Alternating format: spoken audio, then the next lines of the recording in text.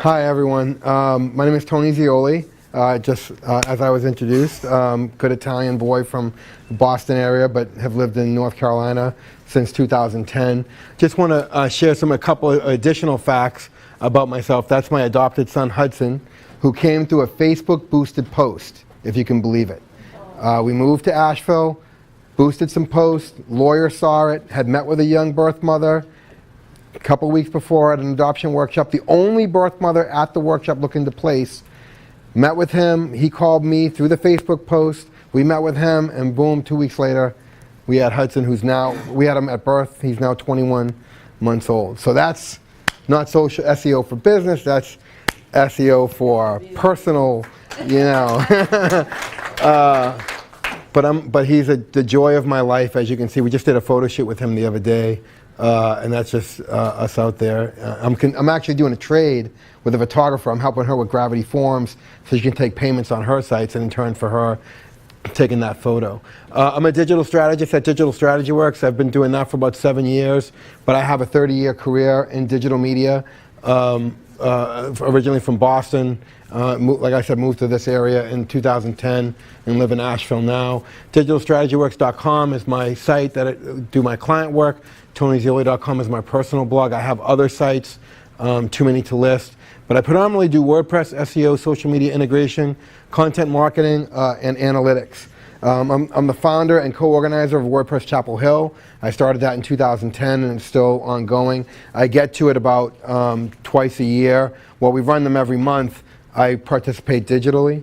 I'm also, like I said, 2.5 decades working with web technologies. I have a BS in Digital Communications and Media from New York University, and I've been a WordPress.org member since February 18th, 2005.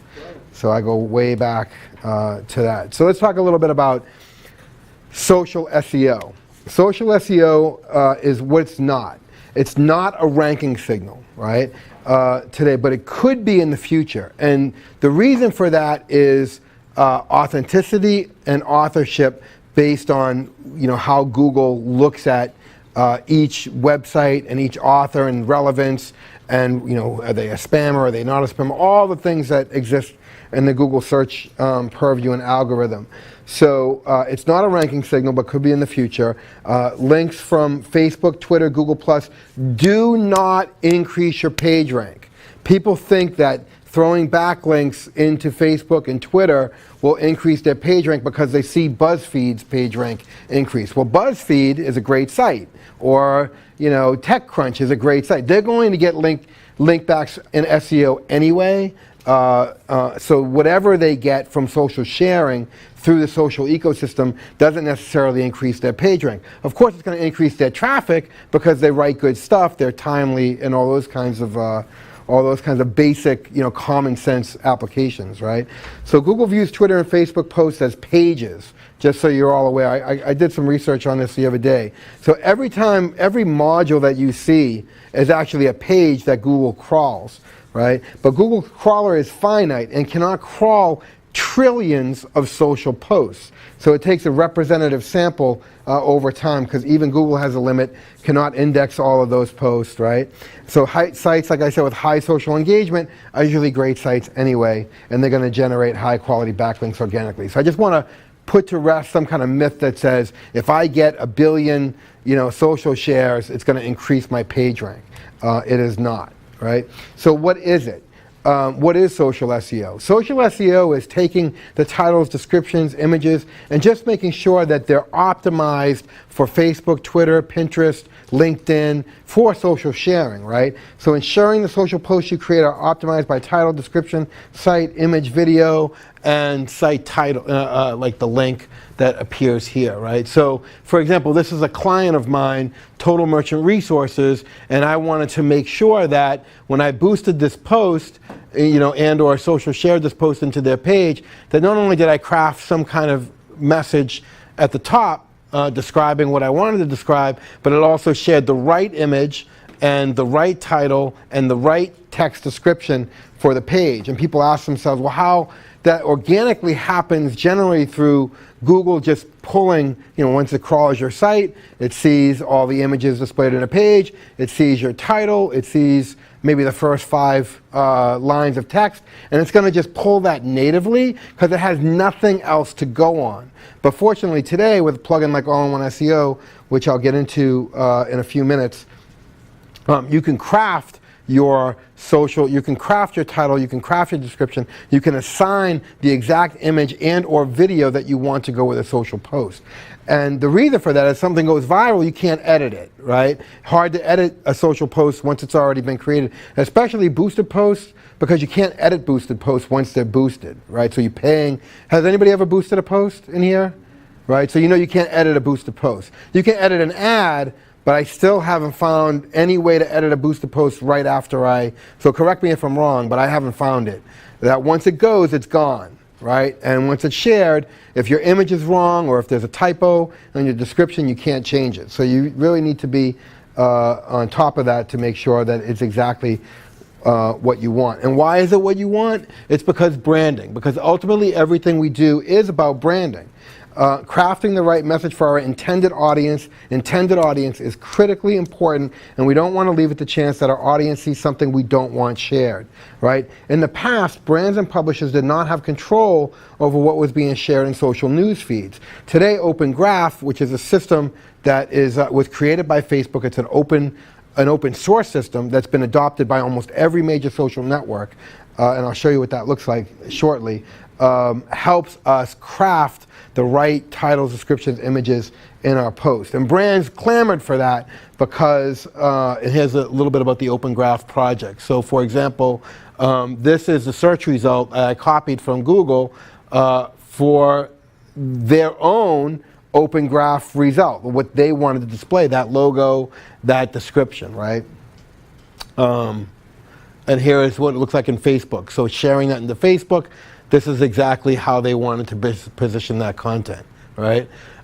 This is what Open Graph tags look like. If anybody's ever popped open their view source in Chrome or another browser, you can see the meta property tags: OG title, OG type, OG URL, image, image type, image width, image height, OG description, right? Those meta tags are placed using a plugin like All-in-One SEO into the head of your document. So not necessarily do you need to do it.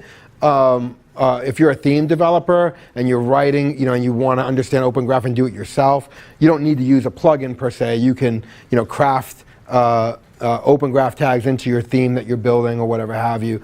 You can use, I'm sure there are just basic Open Graph plugins, but All-in-One SEO is like it's like a big broad SEO plugin that does a bunch of different things. And one of them is managing this Open Graph data. Like I said, I'll show you how that works in a little bit. So in the past, right, if we don't send an OG image, the sharer then has control over which image is shared. And the reason they have control is, you can see here, right? This is one post, but you can see someone could decide for you that you don't want to make that decision. So say they come to your site and they see a post, and that post has 5 images in the post. Well, Google, you don't have Open Graph tags assigned to that post, defining what image you want shared. So Facebook's going to say, we'll just take all 5 of them and let the user decide. Well, you may not want that to happen. That's what was happening in the past, and that's why we have Open Graph today. So brands can control that information instead of having Facebook just natively pull it whatever it wants to display, right? So that's something that you really, I don't know if anybody, if some of you know that, don't know that, but that's kind of the whole premise of why we are controlling this information today with Open Graph, right? So you can manage your Open Graph with All-in-One SEO Pack. There are other plugins that have Open Graph settings within them, but I tend to use this on all my client sites. I feel it's a stable plugin. I work with these guys. I advise them on some of the things that they might need to do to optimize, and we're always communicating. So the Social Meta Manager in All-in-One SEO allows you to easily manage your on-site social meta for Open Graph, set your homepage image from your media library, or set a call to the featured image, first image in a page, and more. And I'll show you how those things work. So you can say, I just want, I want to set one image for my homepage, and whenever somebody shares my homepage URL, it's going to be that image, that title, that description. Then you can set Open Graph on your pages and your posts and your custom post types and your products. So you can scale it down the line to almost every piece of information in your site. You can set Open Graph for and decide, so say you have a product, maybe it's a t-shirt, right? And you want that picture of that t-shirt to go not, maybe it's the blue version, not the green version, right? And maybe your productizer in WooCommerce says you can have different versions. Well, you want to send out the blue version, you might want to set that in your product tag for Open Graph setting for that specific shirt. Setting the post page, custom post type taxonomy we just went over. And now let's start getting into kind of how all-in-one SEO works. But there's a couple of things that you're going to need to do when you get, this is just one small panel in the social. We're going to do more of a demo of that and not actually go through slides of it because it's a long page and it's easier to just do it that way than just talk about it slide by slide. But you want to do a couple things first. You want to know that Google is looking at your site, Google is looking at your authorship, your authenticity, and Facebook is looking at it as well. So there is the knowledge graph card, and I'll show you what I mean by that in my own site and what you see in a Google search result. You're going to want to put your social profile links like digitalstrategyworks.com, Facebook.com/digitalstrategyworks, Twitter.com/DSWKS. You're going to want to say, are you a person or an organization? I'm an organization.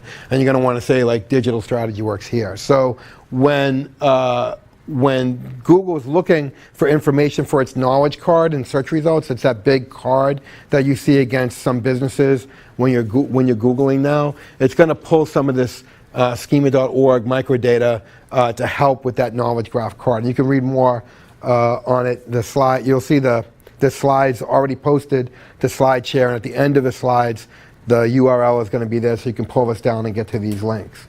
Right? So, but for Facebook, it's different. Facebook is a little bit more intense in all-in-one SEO's social meta settings area.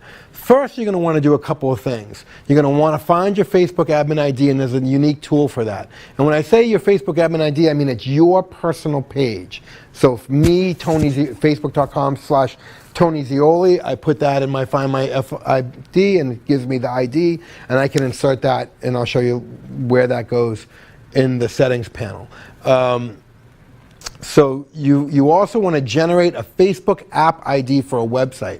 So you want to tell Facebook that you're connecting your website with your Facebook page. So you need a Facebook developers account at developersfacebook.com to create an app to get an app ID. Usually people would get an app ID for like an iOS app, or for an Android app, or for some desktop application, but you can get app IDs for your websites too, to be able to connect the site to Facebook's system, right? So here's the way to go to the developer. You can see I have apps already created.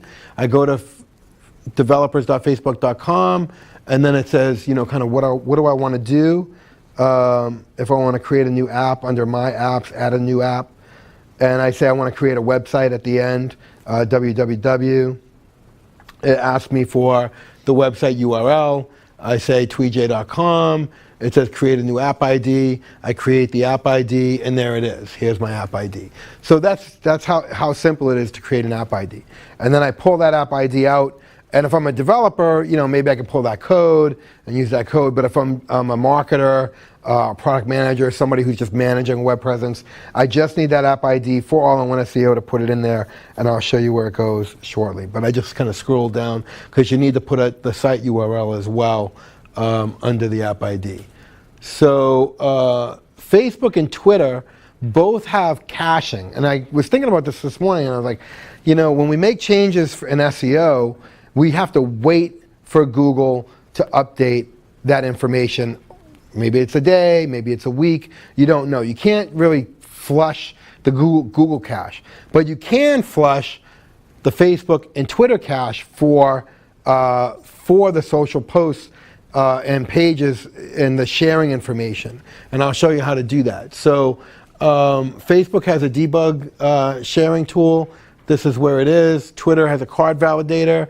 I'm sure there are other sites that have it, but for all intent and purpose, those are, you know, two of the most popular ones, and I'll show you how those work in the demo.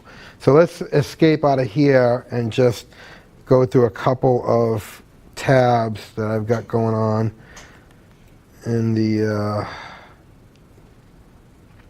so when we talked about here are all my apps per se, right, that are listed.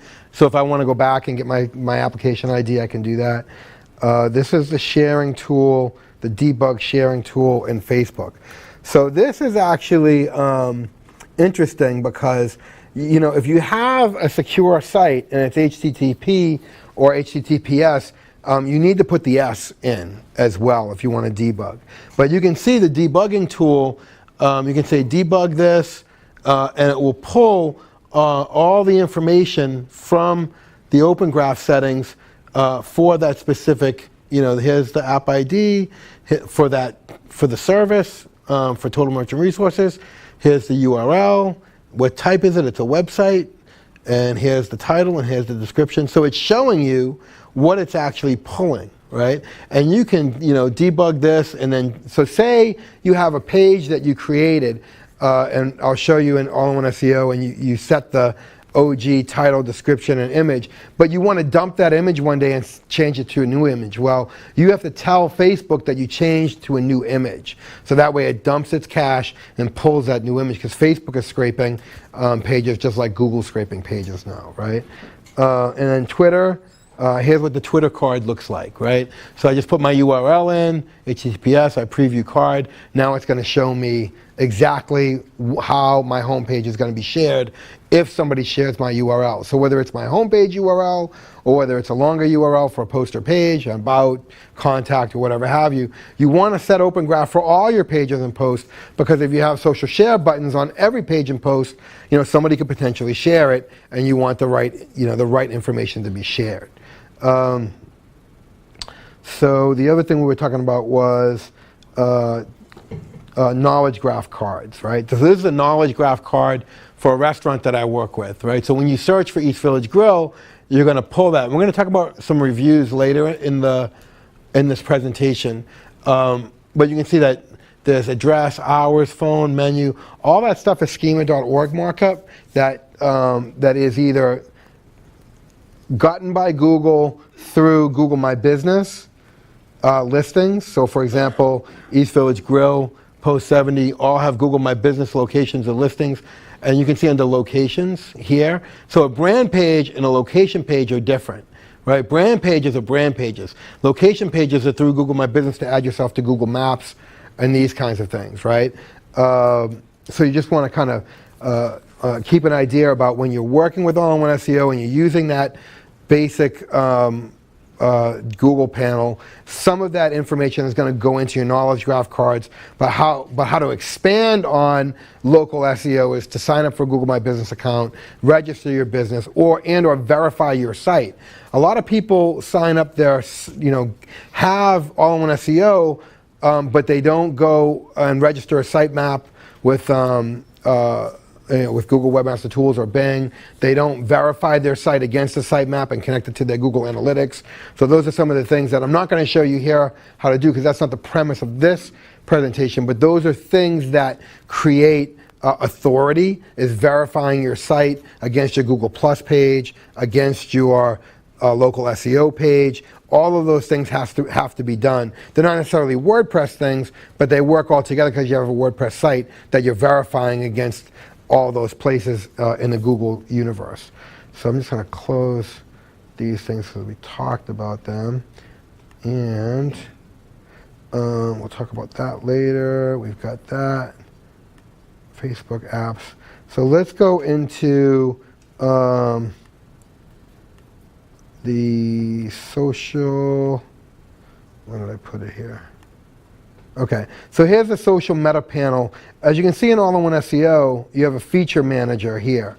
Under your feature manager, you want to activate your social SEO panel, right? And you'll have a social SEO settings here. So you could do things like, you know, run a shortcode in a title, yes.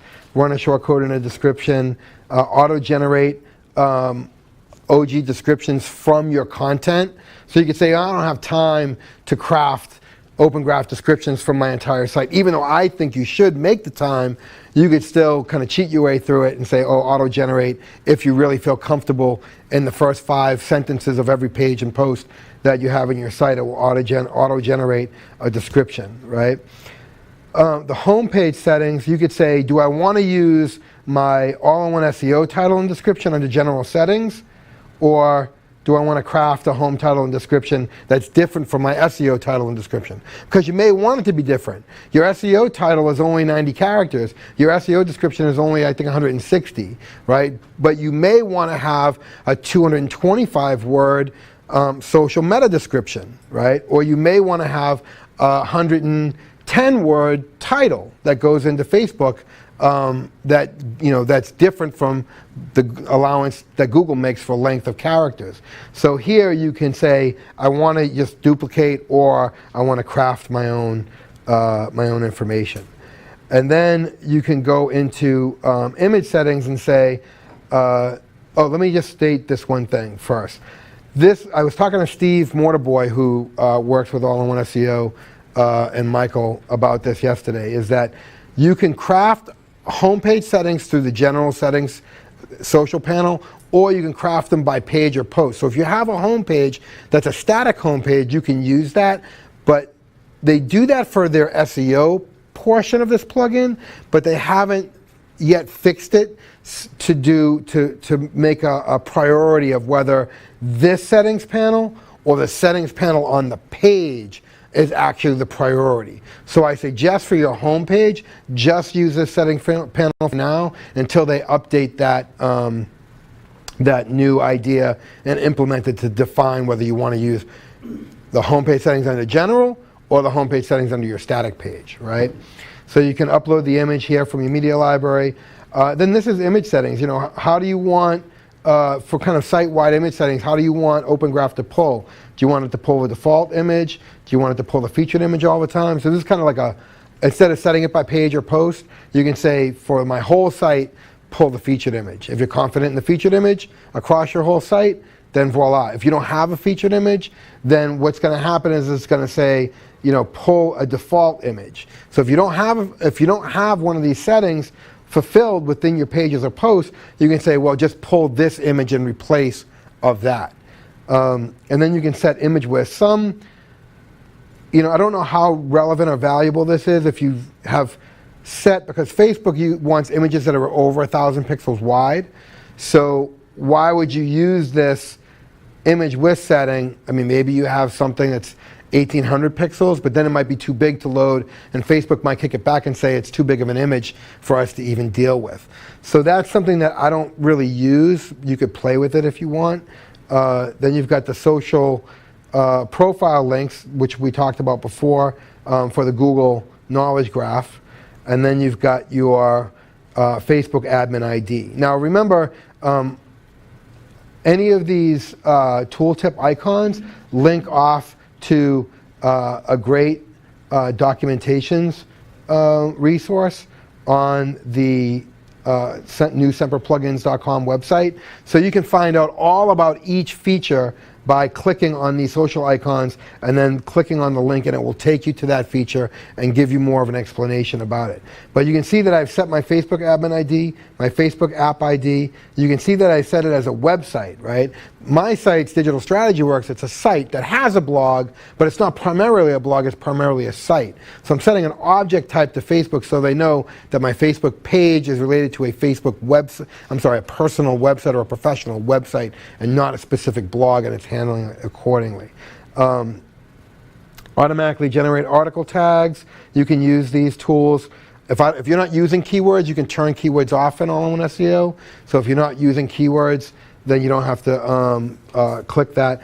I don't have the answer. I spoke to Steve about this. Where does Facebook use tags, right? Like, if we've all crafted posts and we've all shared posts and we see the title, the description, and we see the link to our site, well, where do the tags go? I don't have the answer to that. I'm still investigating it. But in Facebook's developer rules and the developers page, they do have a call for tags, so they use them in some way. I'm just not well versed in what way they use them. They're not used in a way that's displayed to the user or to yourself. And I haven't even seen them in Facebook Business Manager, which I'm using to create ads. But you can click them, and potentially Facebook is going to use them in some way. Maybe it's in search, in their own custom search, or whatever have you, right? So you can enable Facebook Meta for post pages, media, for all your custom content types that come in, for other things that like BB Press. So anywhere you have a post type, is somewhere where you can add an image, a title, and a description. You want to add your publisher, show Facebook publisher on articles. So that would be a link to your Facebook page related to your site, so that Facebook can make the one-to-one relationship between your page at Facebook and the site that you're publishing. You can then set an object type, of blog or whatever have you. So I might want to set an object type of article for my posts. And of website for my pages, right? You can read up more on object types on Facebook's developer website. Then you have Twitter knowledge graph, Twitter card settings here that you can set. They're not as expansive. So for example, you're not getting a Twitter app ID, right? Twitter's just kind of using Open Graph and using Facebook system and probably pulling your Facebook ID to identify you against your Twitter account. And you just fill in a couple of these rules and you'll be fine. On posts, so I'll show you what a post might look like. And you'll see that you have these tools on your post page.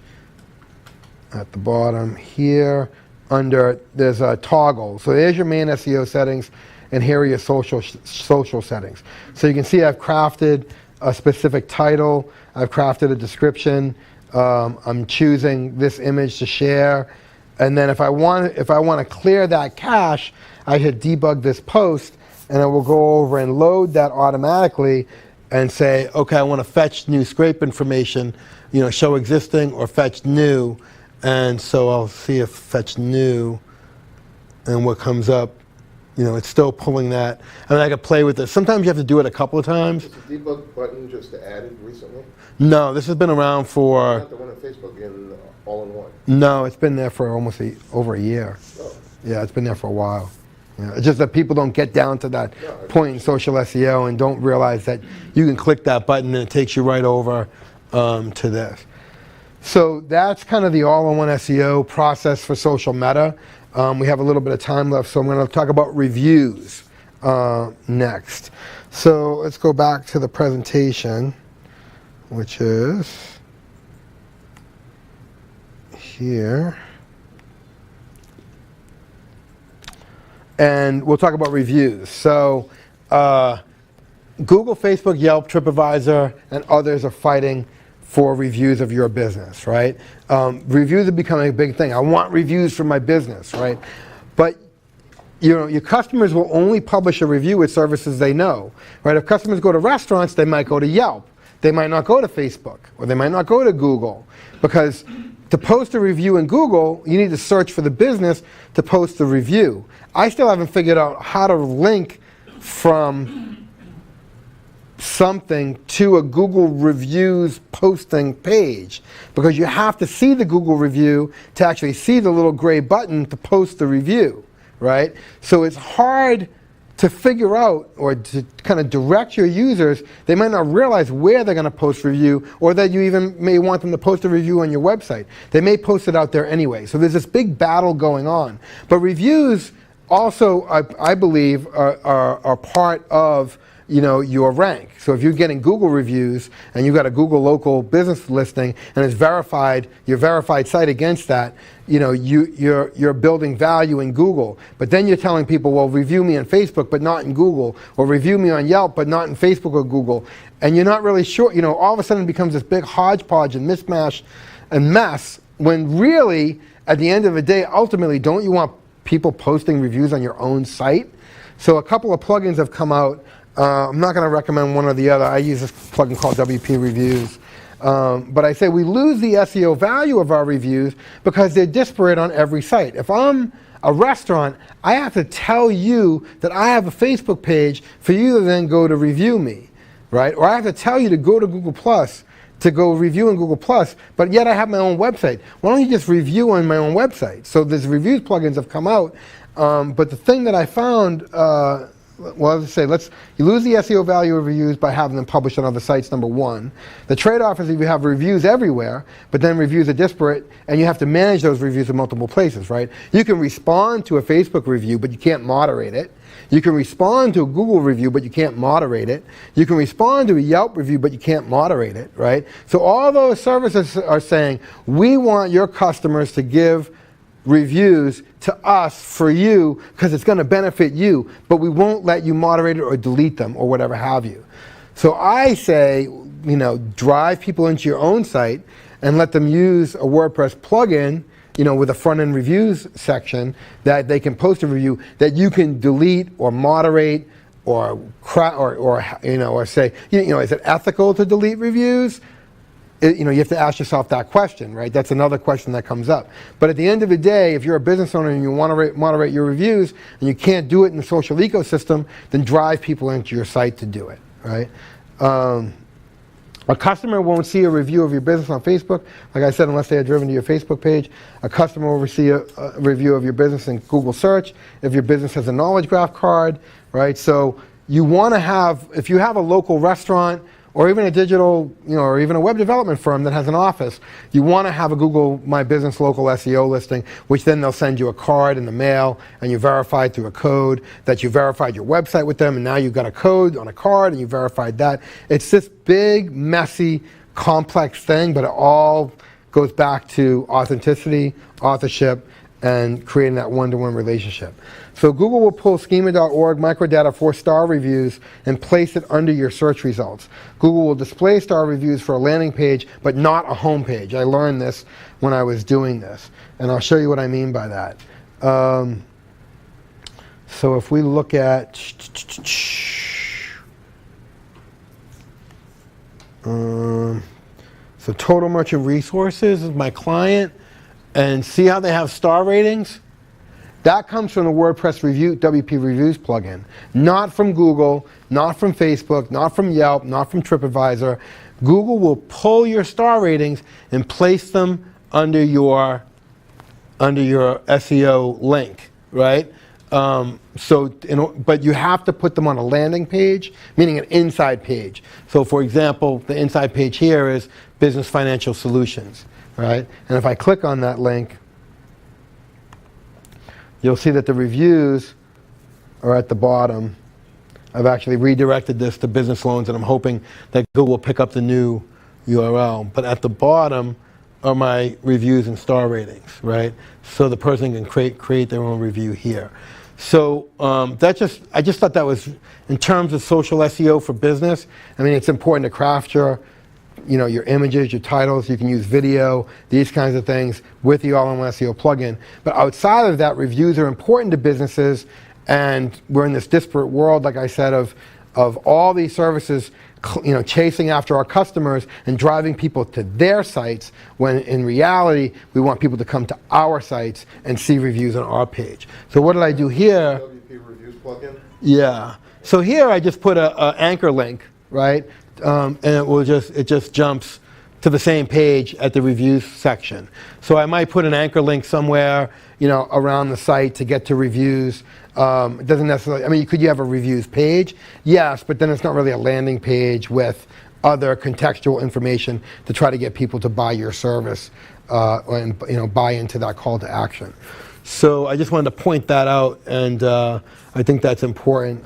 Maybe I'll show you the back end of that, if I can log in here.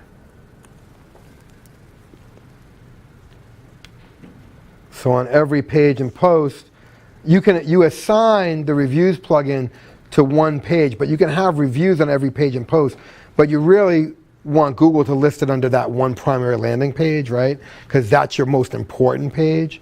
But we'll go into that business. Oh, let me go back into that business financial solutions page from the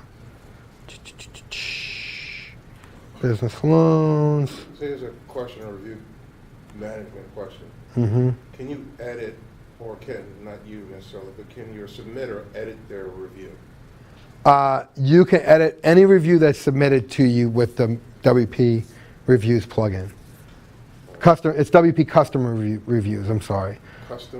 Customer Reviews. So see, I have this checked. I say, enable WP Customer Reviews for this page. So I enabled it for this page only. Now, if people leave reviews on multiple pages, that's a problem because they don't get aggregated under the same star ratings because they're reviews per page, not reviews per site, right? So don't make that mistake and try to have reviews on every page. Just use this for one specific page that you want star reviews to be then listed because the WP Custom Reviews plugin is putting that schema.org markup behind the plugin and then able to pass that to Google.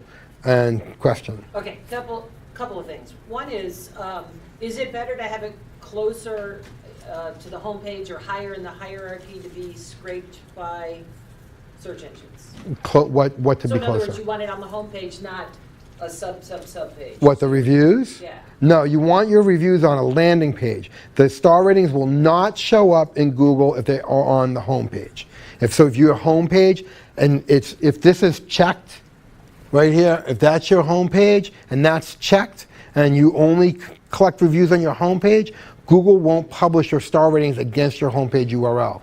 They will only publish it against the inside page URL.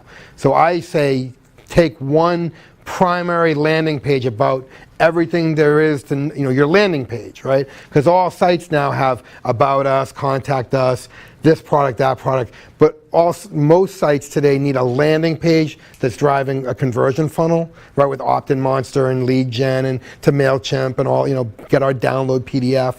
That's your landing page. I chose that landing page to put the reviews on that page so people that come to that page in search see the reviews and the star ratings get posted against the link in the Google search results. Can you show us that landing page? Yeah. I mean, this is the basic landing page, right? So this is it.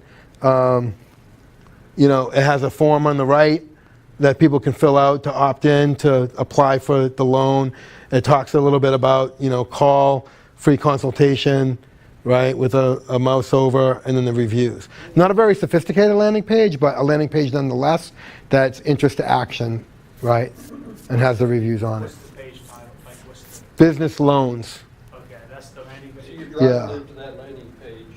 Yeah, in SEO, I don't want somebody to land on my home page. I want them to land on my landing page because my home page is really just breadcrumbs into everything else, right? That's what home pages are, right? We sometimes make the mistake of trying to drive people to our home page when we really need to drive them to a landing page with a conversion funnel of task for the user to take to connect with us, right? Download something, get something, listen to something, watch this thing, give us your email address.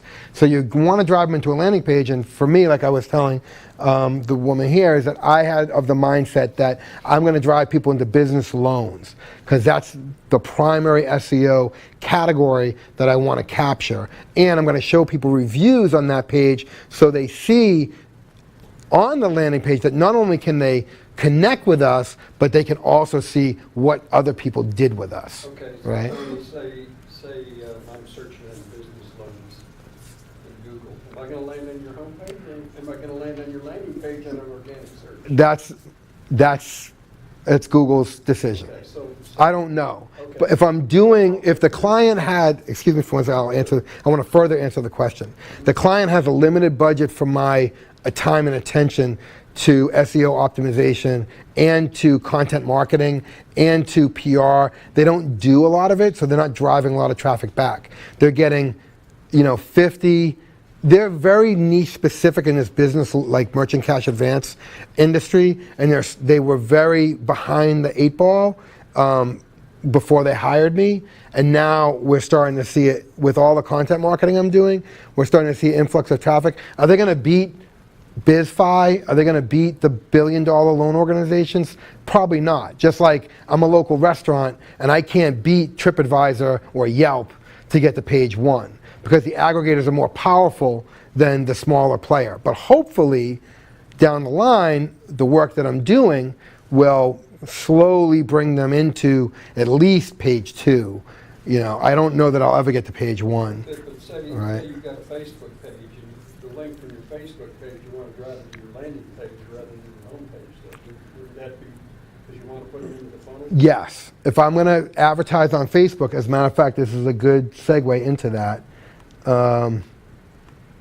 Here's an exact ad that I'm doing for them now, right? So I just did this the other day. I spent $100 3 days ago. It's been running for 3 days. The ads run about $35 so far. It's got about 98 conversions as of, no, I'm sorry, 78 conversions as of this morning from that Apply Now button that goes. I'm driving people Apply Now to the homepage anyway because there's a form on the homepage. I don't need to drive them to the business loans page. There's no rhyme or reason. You know, I mean, could I have? You know, and they saw the form, sure. I can assign a URL to that Apply Now button. When you advertise in Facebook, and here's the conversions, right? You can say, you can edit this ad, this campaign. I probably can't really do it from here, but you can, when you create a new ad, it will give you options for that button. Buy now, shop, apply now, learn more. You can't create a custom message. They only give you a subset of options when you create that Facebook business ad, which I was showing you here, right? So yeah, so that's in terms of converting. Should I have sent them to the business loans page? Probably. Did I send them to home? I just wanted to see, I'm just testing it. I want to see how it works. But I've got 78 conversions to the page. Now I want to see conversions on top of that, right, to the end of the form, the thank you page. Did somebody go through the whole thing? Well, I'm looking at my entries in Gravity Forms and seeing that maybe 3 or 4 people actually entered in the last day or 2 something in Gravity Forms anyway. So whether I get my conversion metrics through Google Analytics or through Facebook, whether they finished on an exit page, or whether I just see my entry in Gravity Forms, I know that somebody can, you know, that out of all of the 78 people that converted to the homepage, that probably 6 actually went, I think 6 or 8 since I looked, went and actually applied. You know, so I actually have that information. But that goes beyond social SEO into Facebook marketing and these kinds of things. So for your landing page, getting back to the landing page, Mhm. all you've got is, you've got the menu, but all you've got is reviews on that landing page. There's no other content. No, there's content on it. I just scrolled it. There was content on that page. Was it up above or was it? Where did I put it? Hold on. Oh, okay, so it's a real page and then you got the reviews below it. Yeah. Okay. Yeah, this is the page here, Oh, I'm sorry. right? So you're on the page, business loans, how does it work? No personal liabilities, performance, call us, right? They don't have any downloadable thing. You know, it's a basic landing page. They want you to call them. They don't want you to email them. Or they want you to enter something into this form. So I don't have a pop-up here. There is actually a pop-up that appears, Optimonster, but I've already been to the site. So it's just not showing you the pop-up because I'm already cookied in, right? Okay, well, Tony. to get And then here are the reviews. thing, if you're not sending them to your landing page, then Google's not tracking your reviews. So wouldn't it be better, though, to send them to that page if you still get receipts? No, Google's tracking the reviews. You saw it. I thought you said, no, what I'm saying is, though, if they go and land on the landing page, or they land on the home page, you were saying Google won't count that. Google won't show your star ratings on a home page. That has nothing to do with traffic. Has nothing to do with anything at all, but Google's saying, I am not going to show star reviews on a homepage URL in a Google search result. That's it. So, but if you send them to the landing page, I showed you in the Google review, right? In the Google search engine listing, right?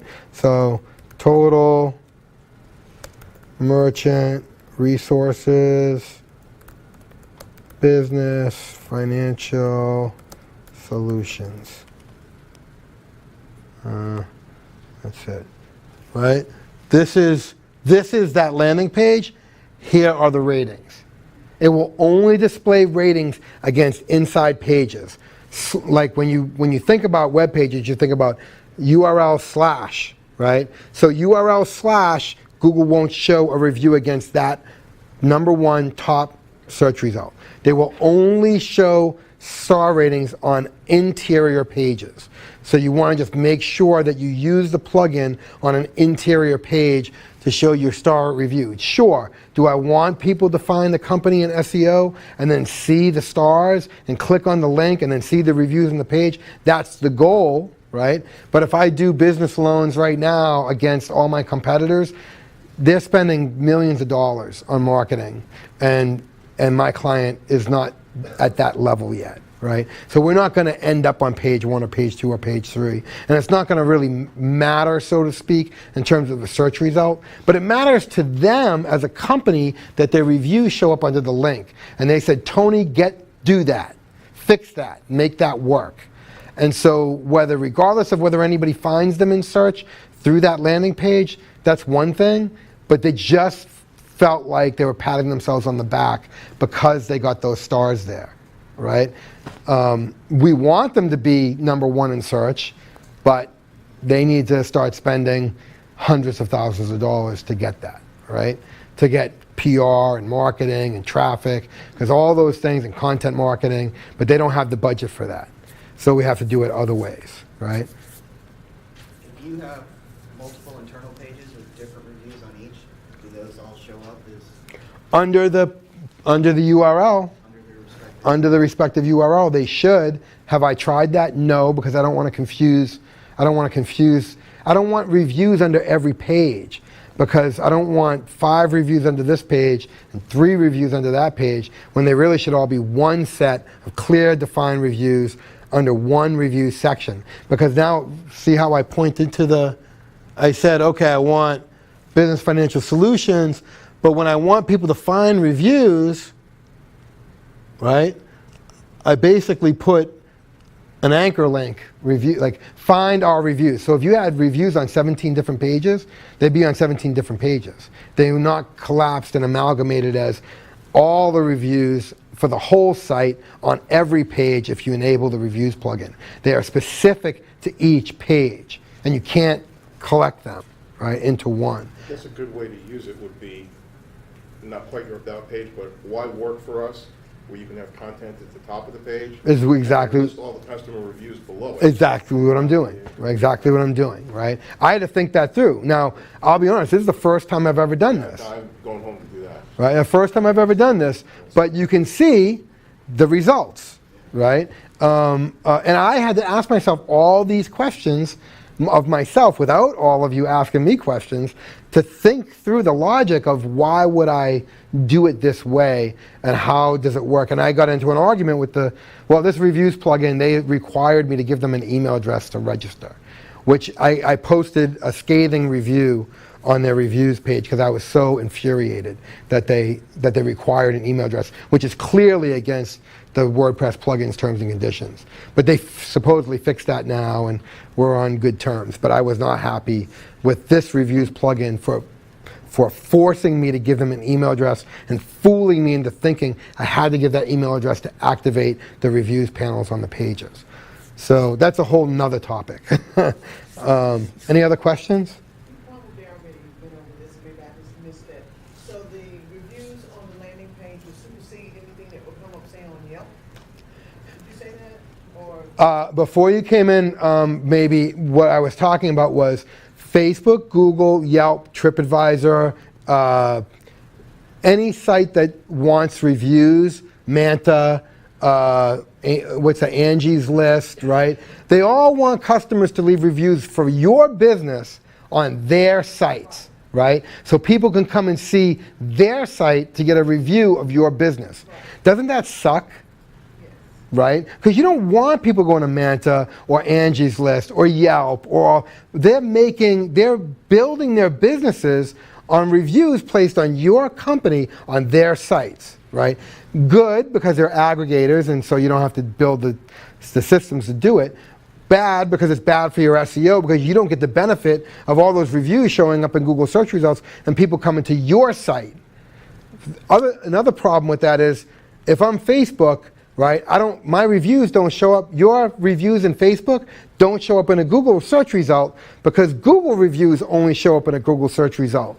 Unless you have this reviews plugin where it will show your star ratings and you can click through to a page on your site that you have placed so people can place reviews on your site, not out there. Now, I'm not going to be the person to argue that it's not valuable to have reviews everywhere. It is, but it sucks because then you have to manage all those reviews. You can't moderate them or delete them. You can only respond to them out in the social ecosystem. But on your own site, you can moderate the reviews, delete them, rewrite them if you don't like how people are crafting them. So if I'm a regular customer though, and I'm just doing a standard Google search for a particular business, has that page come up to show me those reviews? And I'm gonna assume that since I'm searching for my business, that other pages that are connected with my reviews, like a Yelp, like a Facebook, will also come up. Right, and so people will go to Yelp to see the reviews on your business instead of going to your own site. People go to TripAdvisor instead of your own site, right? From a ranking perspective of how Google returns the results, The aggregators are going to win over your own site because they're far more powerful and they get far more traffic and they have far more relevance and authority than one small restaurant in the corner of Durham, right? So, but the value is, what I'm suggesting is we can't discount the social graph, right? That all those reviews are out there and they're going to be out there and there's nothing we can do about that. But if we ask our customers to be so kind as to leave a review on our own site, at least the people that are coming to our site will start to see reviews there too, right? Because you can't import, maybe you can, I was looking for this, but there's no way to take the Google reviews. I mean, I think there was a plugin that did this, but I'm not sure if it still can. Because Google wants people to go to Google to see the reviews. They don't want people to go to your site to see their Google reviews on your site, even though they're reviews for your own site, right? And so Facebook, wants people to come to your Facebook page to see your reviews, not your own website, right? So we're driving people away from our experiences into all these other experiences because they provide these invaluable tools that we think we need, and we do, but there's a trade-off, right? So what I'm suggesting is just use the reviews plugins, try to get some reviews on a single page, whether it's a /reviews page, a /testimonials page, or if you're a business like my client, Merchant Cash Advance, business loans page. So people can come and see what is a business loan, how do I get it, and here are reviews on this page that will entice me to, they may not have seen the Google review. They may not have seen the Facebook review. Where are they going to see the review if they're doing a Google search and they click on the link? They're going to see the review in your own site, right? And you're going to get the SEO value of those reviews because they're going to be printed in a Google search to go back to your URL, not to Yelp, not to TripAdvisor and whatever. I mean, can you battle the behemoths? No, not really. But you can try to do something small to keep people in your own environment to get some of the benefits of that, but you're fighting a tide that's already crashed over you 20 times and that's 20 feet high, right? It's like there's nothing you can do to get your reviews page against the Yelp reviews page. I mean, unless you had 10,000 reviews on your website and you aggregated all those reviews on your website and Yelp only had 3 reviews, of course, you'd probably come up first, right? But Yelp is an aggregator. And I see this all the time with restaurants that I work on. I want to be number one. You can't be number one against TripAdvisor. You can't be number one against Yelp. You can't be number one against all these aggregators because they're so powerful. So they're pushing all the restaurants down to 2, 3, 4, and you have to play in that space, right? So with, I dealt with this is an example, a fireplace company. I hired them because they had tons of Google local reviews. I asked them, how did you get those? They're literally asking. Yeah, you have to ask your customers, go search for me in Google, go search for, right, digital strategy works, see my knowledge graph card, right, and write a review. How clunky is that? Yeah. I can't even put it on my site to say, what do I link? I link to my search result and then say, oh, and by the way, when you get there, look for the button that says write a review, you know? Hey, but if you're using that plugin, should you ask them do it on both places? How many people are going to spend their life reviewing your business everywhere? Maybe your mother, but that's about it, right? So it's such a hard thing, like review me. And are you gonna go to a restaurant, right? And like, you know, they're gonna have, when you walk in the door, Yelp, TripAdvisor, Facebook, leave a review, Who's gonna do all that? Nobody, right? It's crazy. So leave a review on my site.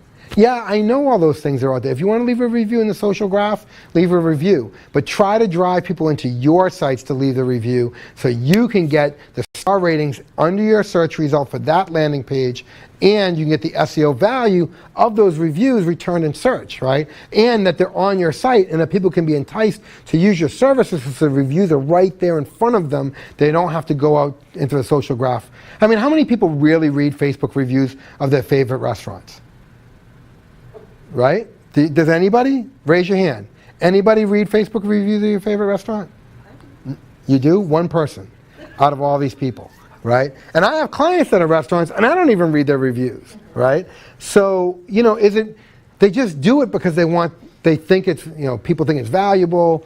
It is, but, you know, there are companies that love getting reviews on their Facebook page and they respond to them, but then you have to respond to Facebook reviews, you have to respond to Google reviews, you have to respond to Yelp reviews, you have to fight with Yelp to define whether your response is appropriate to somebody's, you know, asinine comment about where you have a 9.5 and somebody gives you a 1, right? So I mean, there's this whole world of the review thing and it's just a mess.